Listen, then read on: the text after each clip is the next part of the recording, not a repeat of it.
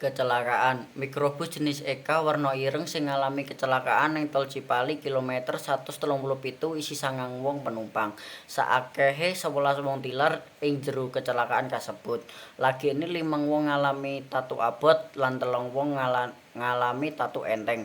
Kabid Humas Polda Jawa Barat Kompas Pol Sulistyo Pujo Hartono nyeritake kedadian kuwi kawitan pas Elf kanthi nomor polisi B8378 OU kuwi mlaku saka arah Jakarta menuju Cirebon.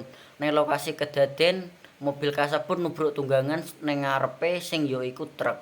Dugaan sawentara sopir nggunakake tunggangane kanthi banter lan posisi transmisi ning gigi 5. Tembunge Sulistyo.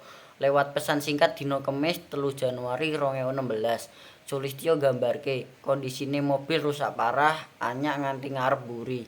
Wektu iki panugas Satuan Laka Lantas Polres Indramayu lan Polda Jabar nglakokke olah panggon kedaden perkara. Akibat kedaden kasebut 11 wong tilar donya digawa RS Cierang. Suweng lagekne 5 wong tatu abot lan 3 wong tatu enteng digawa menyang RS Mitra Plumban Cirebon. Tuture Sulistyo. Kaya kawruhan kecelakaan maut kedaden ning Tol Cipali kilometer 137 Kabupaten Indramayu dina Kamis 3 Desember 2015 sekitar gebuk 4:30.